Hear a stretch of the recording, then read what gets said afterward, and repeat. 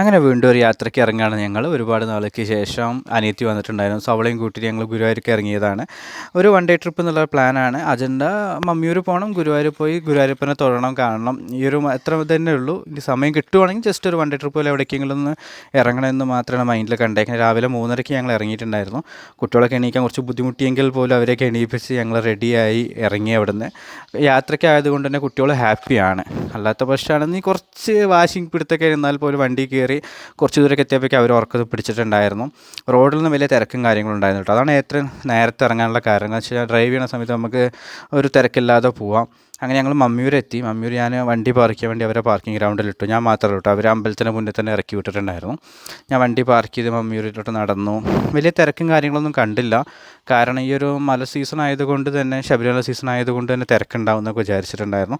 1-2 അയ്യപ്പന്മാരൊക്കെ കണ്ടു എന്നല്ലാതെ വലിയ തിരക്കൊന്നും ഇല്ലാത്തതുകൊണ്ട് തന്നെ നന്നായിട്ട് തൊഴാനും ഭഗവാനെ കണ്ട് പ്രാർത്ഥിക്കാനൊക്കെ ഞങ്ങൾ സഹായിച്ചിട്ടുണ്ടായിരുന്നു. ദെൻ കണ്ട് ഇറങ്ങിയതിന് ശേഷം അമ്പലത്തിനുള്ളിലോട്ട് ക്യാമറ അലോഡ് അല്ലാത്തതുകൊണ്ട് തന്നെ ഉള്ളിലോട്ട് നമ്മൾ കയറ്റില്ല. ചെയ്യാൻ പോലെ തരം നമ്മൾ ചെയ്യേണ്ട ആവശ്യമില്ലല്ലോ. ദെൻ ഭഗവാനെ കണ്ട് തൊഴുത് അതിനുശേഷം പ്രദക്ഷിണം വെച്ചു.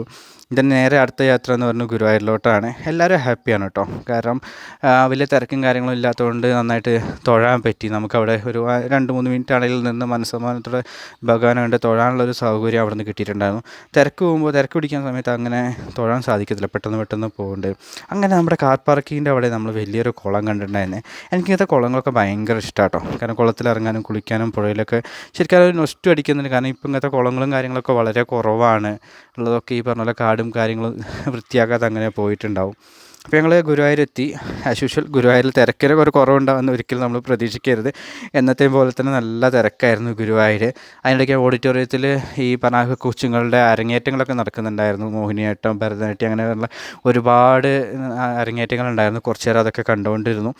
ക്യൂവും കാര്യങ്ങളും നല്ല ക്യൂ ഉണ്ട് കേട്ടോ. നല്ല തിരക്കുണ്ടായിരുന്നു. പിന്നെ നേരെ അമ്പലക്കുളത്തിൽ പോയി കാലും കൈയൊക്കെ ഒന്ന് കഴുകി. മീനുകൾ ഇപ്പോഴും പഴയ പോലെ തന്നെ ഉണ്ട്, ഒരുപാട് മീനുകളുണ്ട്. പക്ഷേ ഭയങ്കര പ്ലസൻറ്റ് ഫീലാട്ടോ. എന്തൊക്കെ തിരക്കുണ്ടെന്നുണ്ടെങ്കിലും ഗുരുവായൂർ ആ ഒരു ഗുരുവായൂരപ്പൻ്റെ അമ്പലനടയിൽ പോയി നിൽക്കുക എന്ന് പറഞ്ഞു കഴിഞ്ഞാൽ അതൊരു പ്ലസൻറ്റ് ഫീലാണ്. എന്തായാലും പുറത്തുനിന്ന് തൊഴാം എന്ന് വിചാരിച്ച് ഞങ്ങൾ പുറത്തുനിന്ന് തൊഴുത് വന്നു. എന്തോന്നും അറിയില്ല, ഒരു മനസ്സിന് ഭയങ്കര സന്തോഷം തരുന്ന ഒരു ഒരു പ്ലേസാണ്. ജീവിതത്തിൽ എന്തൊക്കെ പ്രയാസങ്ങളുണ്ടെങ്കിൽ പോലും ഗുരുവായൂരപ്പൻ്റെ മുന്നിൽ പോയി തൊഴുത് പ്രാർത്ഥിക്കും. നമുക്ക് എല്ലാ പ്രശ്നങ്ങൾക്കും ഒരു വഴി കണ്ടെത്തും എന്നുള്ളൊരു ആത്മവിശ്വാസം അവിടെ നിന്ന് കിട്ടും. എന്തായാലും വിചാരിച്ചതിനേക്കാൾ നന്നായിട്ട് ഞങ്ങൾക്ക് ഭഗവാനെ കണ്ട് തൊഴാനും കാര്യങ്ങളൊക്കെ സഹായിച്ചിട്ടുണ്ടായിരുന്നു. ഇതിൻ്റെ കണ്ടിന്യൂഷനായിട്ടൊരു വീഡിയോ കൂടി വരുന്നുണ്ട് കേട്ടോ.